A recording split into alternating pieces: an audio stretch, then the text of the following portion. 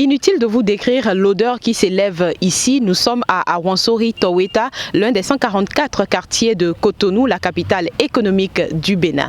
Ils sont 1577 ménages à vivre dans cet environnement insalubre. Marcelin Kodjo Akpete, vous êtes l'autorité locale, vous êtes le chef du quartier Awansori Toweta. Ce que nous voyons là, diriez-vous que c'est une exception ou l'insalubrité est réellement un problème environnemental pour vos administrés? L'insalubrité règne surtout à Awansori Toweta.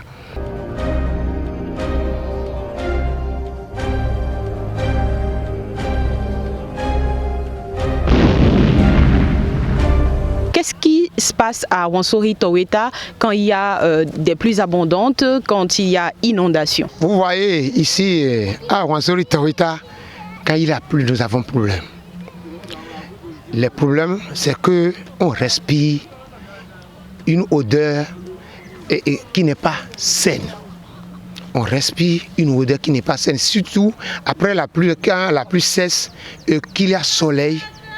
Vraiment, l'odeur qui sort des tas d'ordures, on ne peut pas respirer ça. S'il y a la pluie, les gens ont des difficultés à rester au bord du lac, dans les maisons. Ils ont des difficultés à cause des odeurs nauséabondes.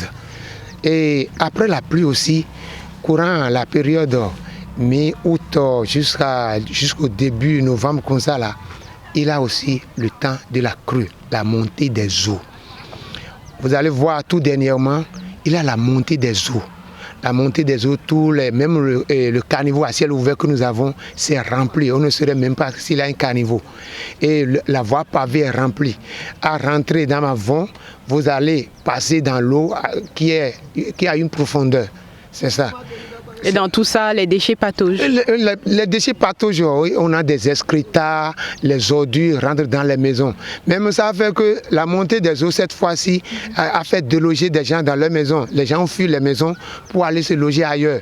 C'est comme l'eau recule maintenant que les gens reviennent pour aménager leurs maisons.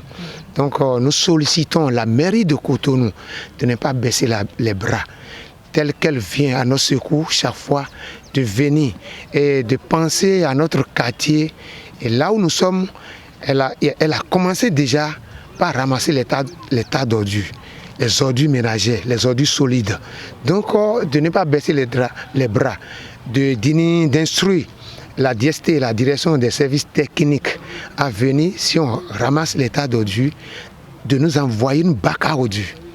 On va sensibiliser la population pour que la population vienne avec les tas d'ordures, mettre-les dans les bacs à ordures. Et si c'est rempli rapidement, la mairie aussi s'en charge à enlever ça. Ainsi de suite, jusqu'à ce que le remembrement soit fait et qu'il y ait ouverture de voies et qu'on sensibilise la population à s'abonner aux ONG pré-collecte pour que nous n'ayons plus de ces genres de choses dans ma localité.